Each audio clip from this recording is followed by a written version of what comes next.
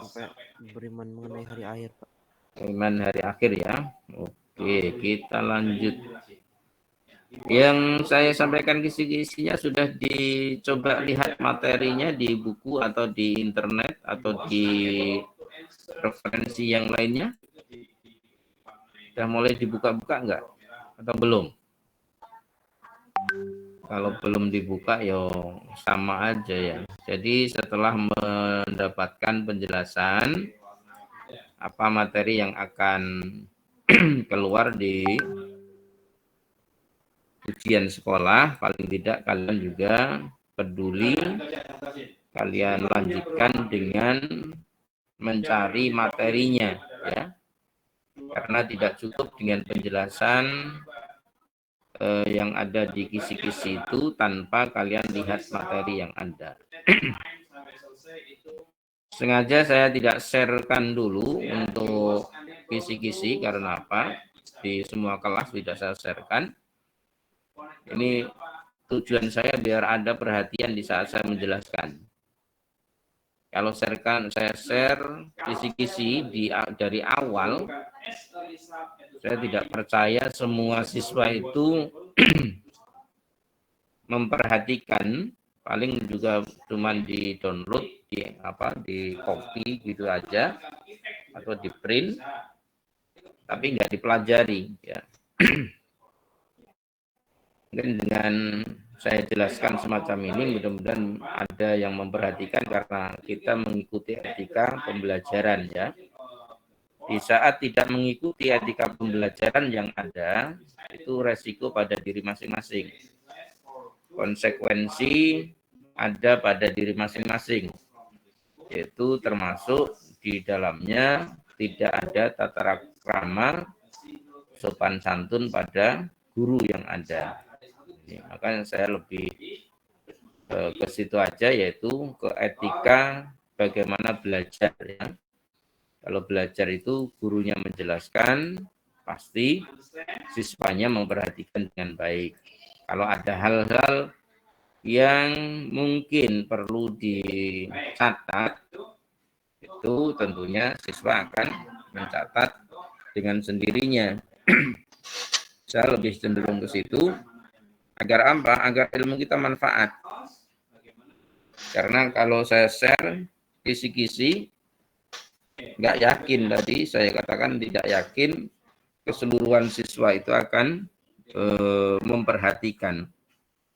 Itu sia-sia saja. Tapi insya Allah dengan belajar yang semacam ini, seandainya dalam satu kelas ada 30 siswa, yang memperhatikan 5, itu saya sudah untung. Yang lainnya yang nggak memperhatikan, ya biar merugi. Itu sudah urusan malaikat raqibun wa atidun. Kalau kita bicara semacam itu. Karena yang kita bicarakan juga terkait dengan keimanan. Tapi insya Allah di kelas 9B ini, saya yakin percaya kalau kalian tanggung jawab dengan baik, disiplin, maka Allah akan memberikan kemudahan-kemudahan bagi kita. Ya. Tidak ada yang susah bagi kita. Pasti Allah berikan kemudahan itu untuk diri kita dan keluarga-keluarga kita semuanya. Untuk itu anak-anak sekalian, kita bisa lanjutkan materi kita di pagi hari ini sehingga kita lebih jelas lagi nanti materi apa yang harus kita pelajari, apa yang harus kita siapkan ke depan ya, ke depan. Jadi kesiapan kita ke depan tidak hanya di ujian sekolah, tetapi kesiapan kita untuk mendapatkan ilmu yang lebih manfaat. Tuh. Kita lanjut, yaitu terkait dengan iman pada hari akhir. Itu nanti ada 2 soal terkait iman pada hari akhir. Di antaranya kalian harus kuasai dalil naklinya. Dalil nakli itu adalah yang sudah sering saya sampaikan, yang berdasarkan Al-Quran maupun hadis Rasulullah terkait dengan gambaran kejadian hari akhir. Ya, gambaran terjadinya hari akhir. Ini soalnya level 1 sangat mudah nih. Yaitu diantaranya peserta didik dapat menerjemahkan dengan tepat ayat tersebut. Jadi hanya dibutuhkan penerjemahan. Itu termasuk level 1 kalau terjemahan karena sudah jelas. Contohnya yauma yakunun nasu kal farashil mabsus. Itu apa artinya? Gitu.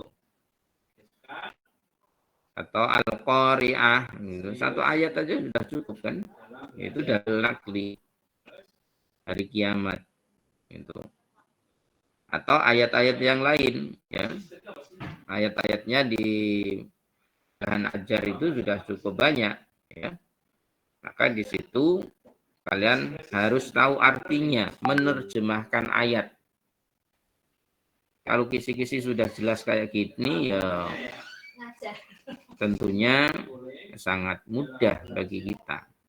Ya. Yang kedua, disajikan beberapa peristiwa tentang hari akhir. Peserta didik dapat mengurutkan peristiwa yang terjadi pada hari akhir. Ya. Urut-urutan peristiwa di hari akhir, ya.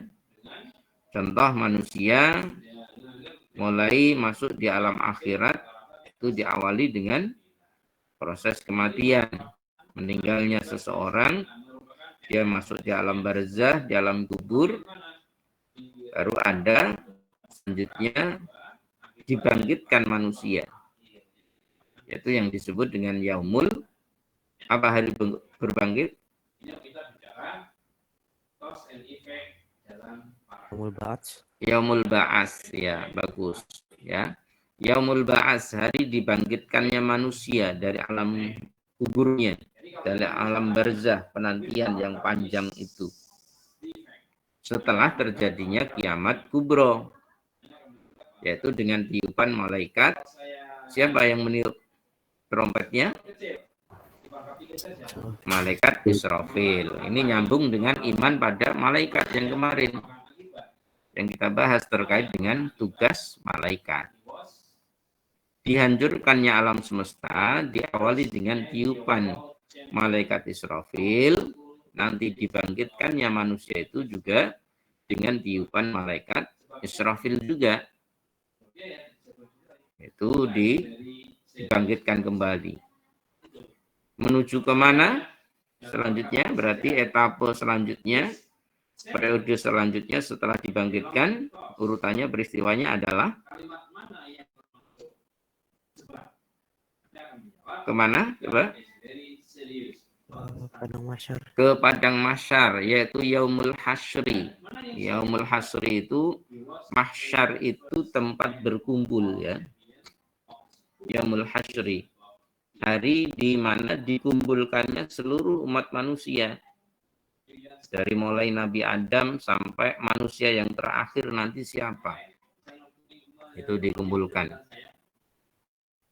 Itu kita disuruh mengetahui peristiwa-peristiwa itu. Di Yaumil Hasri nanti akan selanjutnya akan dihitung oleh Allah Subhanahu wa taala. Itu amal perbuatannya karena apa? Awwalu ma yuhasabu bil abdu wa yasolah. Fa idza saluhat saluha sairu amalihi wa idza fasadat fasadat sairu amalihi. Jadi disampaikan dalam hadis Rasulullah yang dihitung pertama itu adalah sholat. Hari perhitungan disebut dengan hari perhitungan disebut dengan apa? Yaumul Hisab, betul, yaitu Yaumul Hisab. Kalau Al-Hisab itu ilmu matematik, ya. Pelajaran matematik itu bahasa Arabnya Al-Hisab. Ya. Dihitung amal manusia. Setelah dihitung, peristiwa selanjutnya coba. Setelah amal-amal manusia dihitung, selanjutnya ditimbang. Ya, ditimbang itu hari apa? namanya? Yaumul Mizan. Mizan, ya.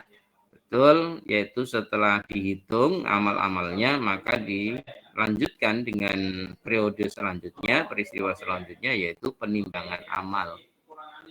Dari penimbangan amal itu nantinya manusia akan tahu mana yang lebih berat timbangannya. Dan kita juga memahami di surah Al-Qari'ah, bagi mereka yang timbangan amal baiknya itu berat, lebih berat dari timbangan amal keburukannya, ya, maka fahuwa fi 'aisyatir radiyah. Apa artinya? Fahuwa fi 'aisyatir radiyah. Ini nyambung di soal yang awal tadi tentang hari akhir, dalil nakli. Ingat artinya dari Al-Qari'ah? Maka dia berada dalam kehidupan yang senang. Ya, yang fi aisyatir radiyah, yang senang, yang diridhoi, ya. Dia ada dalam kehidupan yang menyenangkan, yang diridhoi. Kalau orang itu diridhoi oleh Allah, ya senang. Ya. Dirahmati oleh Allah, dia mendapatkan kesenangan, kebahagiaan. Bagi siapa? Bagi orang-orang yang berat amalnya. Itu bahwa fi aisyatir radiyah. Wa amma man khaffat mawazinu fa ummuhu hawiyah. Ini nyambung ya. Jadi kalian hafalkan juga ayat-ayatnya tersebut dan artinya apakah nanti yang keluar itu Al-Qari'ah, Az-Zalzalah atau Al-Hajj atau ayat yang lain, karena banyak dari dalil-dalil nakli yang mendasari tentang hari akhir. Tapi sudah jelas yaitu menerjemahkan. Makanya sering kali saya sampaikan terjemahan lafdiyah itu penting bagi kita sebagai kata kuncinya paling tidak. Kalau kita tahu satu kata dari ayat itu, kita sudah bisa menyebutkan atau menjelaskan makna yang terkandung di dalam ayat tersebut. Tetapi kalau kita tidak tahu sama sekali makna dari ayat itu, satu kata pun kita tidak ngerti, maka sungguh jelas sulit kita ini untuk menyampaikan. Oke. Jadi terkait dengan setelah ditimbang amal itu, maka manusia itu akan mendapatkan balasan. Apa namanya? Dari pembalasan amal.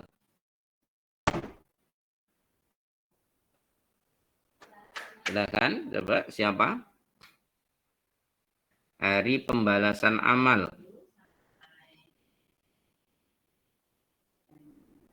Ini di buku materi juga ada ya.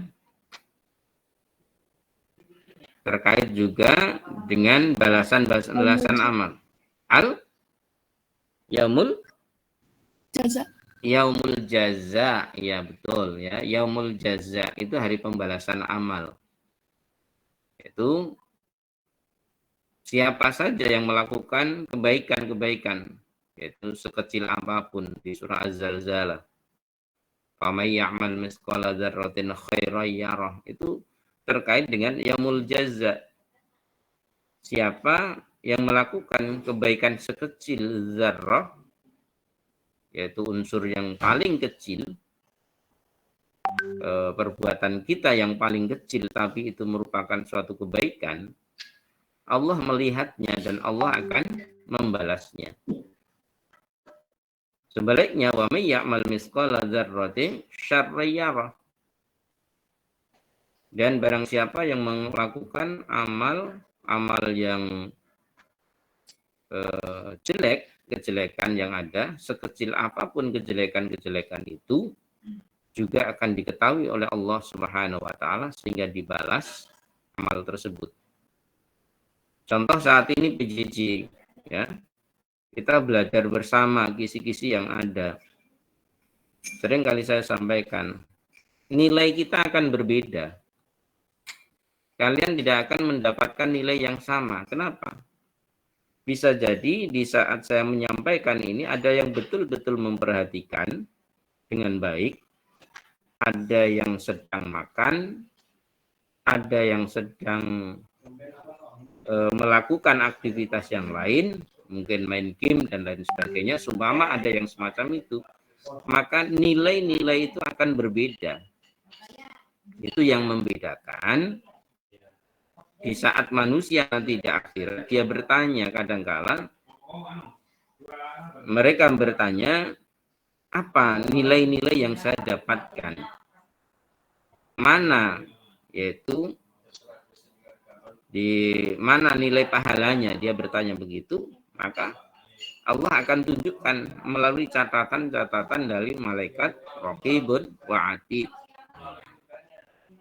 Itu diantaranya ya, terkait dengan hal tersebut. Maka setelah Yaumul Jaza itu sudah balas yang akan nanti hari pembalasan amal, pembalasan itu yaitu tentang surga dan neraka. Itu ya. Ini perlu dipahami bersama. Oke, kita lanjut anak-anakku sekalian. Selanjutnya iman pada qada dan qadar.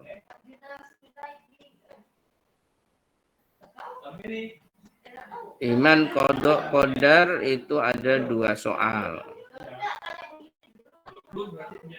Yaitu peserta didik dapat mengidentifikasi terkait dengan takdir mubrom dan takdir mu'allaq. Ya. Ini terkait dengan aplikasi penerapan, kita memahami iman pada takdir atau qada dan qadar Allah Subhanahu wa taala. Ini kejadian-kejadian apa? Seumpama anak itu sudah ditentukan mendapatkan nilai yang kurang dari KKM gitu oleh Allah Subhanahu wa taala karena ada ketentuan dari Allah ya. Ternyata siswa tersebut rajin belajarnya. Sikapnya baik terhadap guru-gurunya ya. Disuruh tidak pernah membantah, dia tawadhu, dia khusyuk seperti halnya Jumat yang lalu saya sampaikan etika kita belajar. Ya, ketika kita belajar diantaranya, kalau kita ingin sukses, ingin menjadi siswa yang bermartabat, siswa yang berkualitas, khusyuk di hadapan gurunya, ya. Dia khusyuk di hadapan gurunya, maka guru itu bisa merubah nilainya. Yang dulunya mau dikasih nilai yang jelek, tapi karena usahanya dengan baik, dia berusaha melaksanakan tugas dengan sesuai apa yang disampaikan oleh guru-gurunya, maka berubah nilainya menjadi baik. Ini bisa saja terjadi karena apa? Penilaian dalam belajar itu tidak hanya berdasarkan pengetahuan, tidak berdasarkan tentang kognitif saja, ya, yaitu hanya berdasarkan kemampuan otaknya tidak, tetapi juga ada terkait dengan kemampuan hati mereka masing-masing. Ini yang perlu anak-anakku sekalian sadari dan ketahui, ada terkait dengan takdir mu'allaq yang semacam itu. Sedangkan takdir mubrom itu takdir yang tidak akan bisa berubah. Ya, karena apa? Ketentuan Allah sudah pasti di situ. Tidak bisa dirubah dengan usaha manusia. Kalau Allah sudah menentukan kematian seseorang, sumpama, dinyatakan oleh Allah pada tanggal sekian, tahun sekian, dia wafat, dia meninggal, maka dengan usaha apapun tidak bisa. Walaupun seandainya dia seorang dokter sekalipun. Ya. Ahli kesehatan, dokter, kalau sudah saatnya sakit, tidak bisa menolak dia. Karena apa? Itulah kepastian Allah. Ya, sakit terus meninggal. Tapi kita ada usaha terkait dengan hal tersebut. Usaha kita ini terkait dengan takdir mu'allaknya itu dikabulkan oleh Allah atau tidak. Akhirnya yang paling akhir itu kategorinya di situ masuk di mubromnya, yaitu kematian itu. Dilahirkan ke muka bumi dengan jenis kelamin laki-laki atau perempuan itu nggak bisa dirubah. Ya, Pak, dengan kecanggihan teknologi bisa merubah jenis kelamin. Itu berarti orang menyalahi takdir, ya. Orang menyalahi takdir. Mungkin bisa saja dia merekayasa, tetapi hasil rekayasanya itu tidak bisa berfungsi dengan normal. Gitu.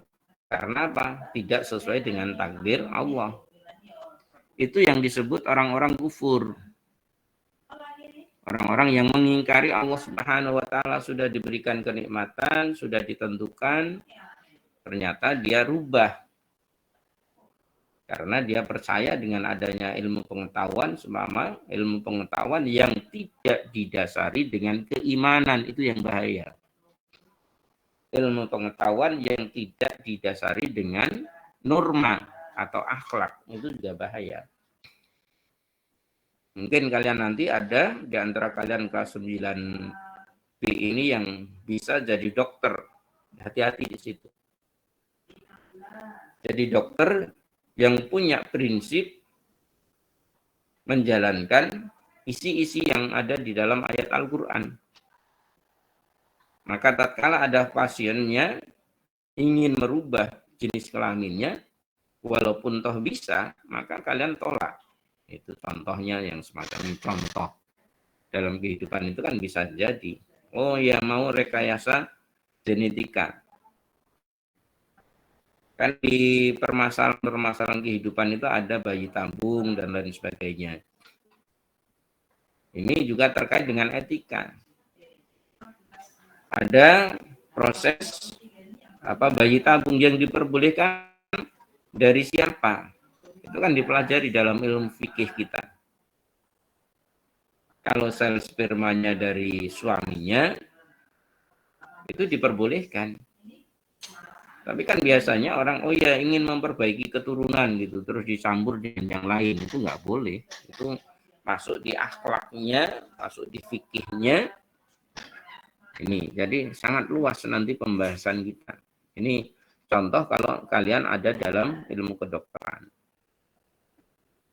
Tapi bagi dokter yang tidak paham, yang tidak tahu akidah, tidak tahu nilai-nilai fikhiyah, maka dia ya sudah biar tren aja, biar terkenal, biar viral. Nah, hanya menginginkan terkenal di mata manusia, di mata makhluk. Tapi di hadapan Allah Subhanahu wa taala dia bisa jadi termasuk makhluk yang dilaknat oleh Allah Subhanahu wa taala karena apa? Melanggar aturan Allah. Ini hati-hati kita. Selanjutnya terkait dengan qadha qadar ini, kalian dapat membedakan wujud perilaku iman pada qadha dan qadar dengan benar. Apa perilaku kita? Ya.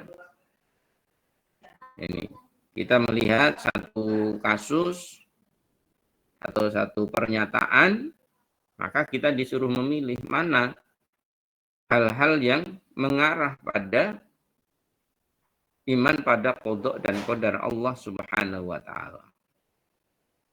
Ini mencermati suatu permasalahan yang ada. Itu terkait dengan iman, akidah sudah selesai sampai di soal ke-21. Kita lanjutkan aspek akhlak, ya, aspek akhlak. Ini yang pertama di kelas 7 itu tentang perilaku jujur, amanah dan istiqomah. Ya. Kita sudah memahami jujur itu diantaranya antara hati, ucapan, dan perbuatan itu sinkron. Satu kata. Ya. Kalau dia jujur, ya, yaitu prinsip di sekolah kita kan diantaranya kita disuruh untuk berbuat jujur, sehingga prestasi kita menjadi baik. Kita mencontoh dari Rasulullah SAW yang jujur dalam perilakunya dari mulai kecil sehingga Rasulullah mendapatkan kemuliaan dari Allah Subhanahu wa taala karena apa? Kejujuran Rasulullah. Maka kita bisa mencontohnya. Nanti aplikasi ada disajikan contoh-contoh perilaku terpuji. Apakah itu nanti terkait dengan jujur, amanah, atau istiqomah. Amanah yaitu kita di saat diberikan suatu tanggung jawab, kita jalankan dengan baik. Ya, amanah. Contoh seumpama kalian diminta orang tua kalian untuk belanja. Disuruh belanja ke warung, kalian sampaikan, ini Bu, uang kembaliannya dari ibu warung masih sisa sekian. Ya, amanah di situ. Jangan sampai masih ada uang kembaliannya, ternyata kalian diam saja, terus dikantongin aja, diambil saja. Walaupun toh orang tua kalian rela, ya, tapi di situ harus ada ijab qabulnya, pernyataan menyerahkan dari orang tua ke diri kalian. Ini amanahnya.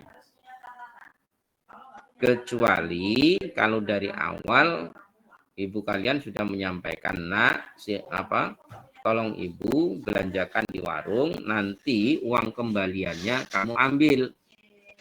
Itu kan berarti sudah ada ijab qabul di depannya.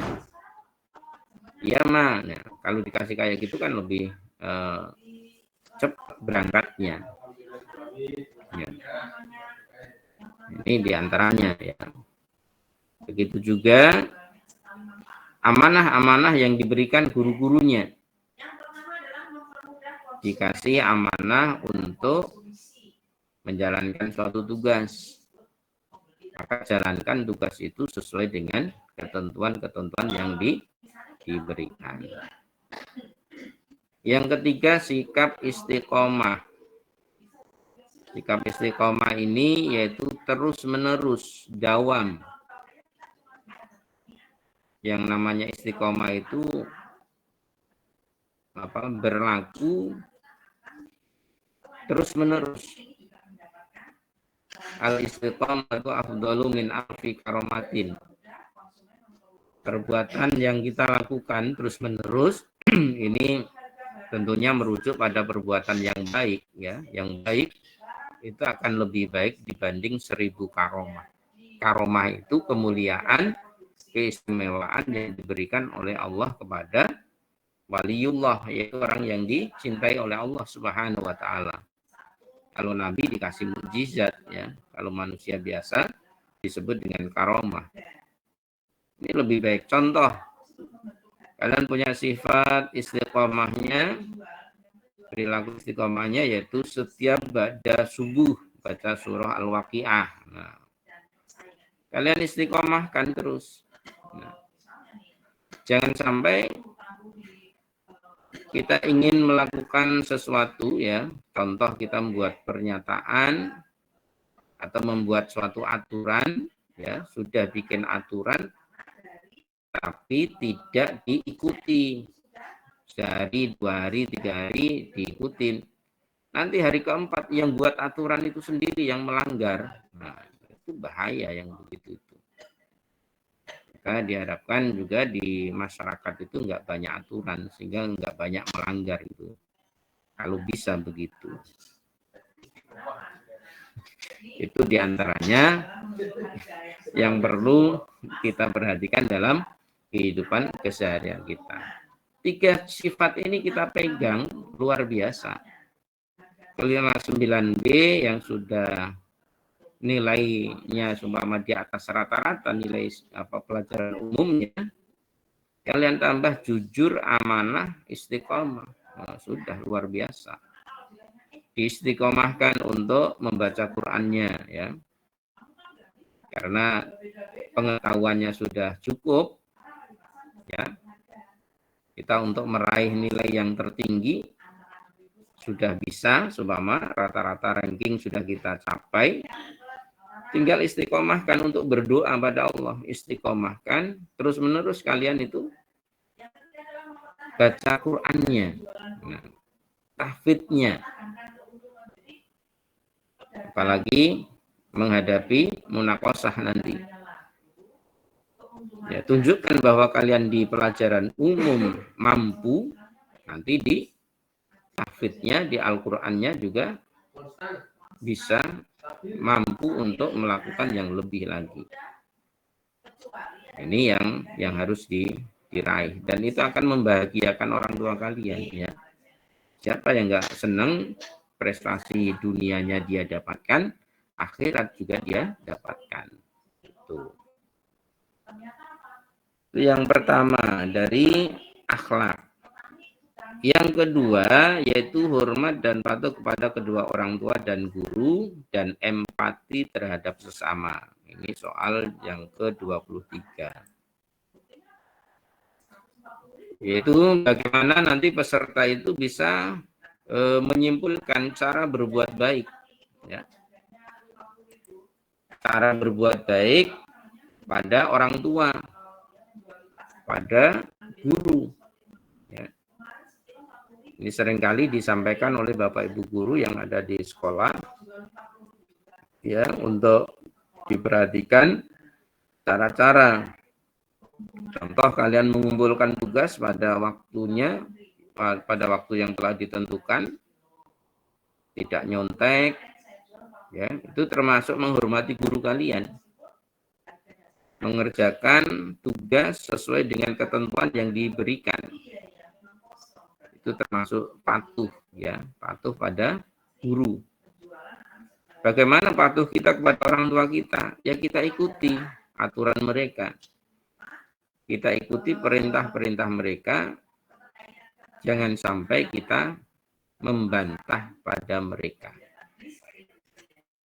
Yaitu nambung yang tadi juga saya sampaikan, yaitu kita khusyuk, tawadhu di depan orang tua kita, di depan guru-guru kita. Karena apa? Mereka yang bisa menunjukkan jalan kebenaran untuk diri kita. Ya, apa yang disampaikan oleh guru-guru kalian tentang kebaikan, maka lakukan kebaikan itu. Apa yang disampaikan oleh orang tua kalian tentang kebaikan, lakukan juga. Ya. Jangan kita itu membantah mereka. Ya. Seandainya mereka memerintahkan hal yang maksiat, dia memerintahkan hal yang maksiat, kita menolaknya itu harus dengan cara yang ma'ruf, dengan cara yang baik.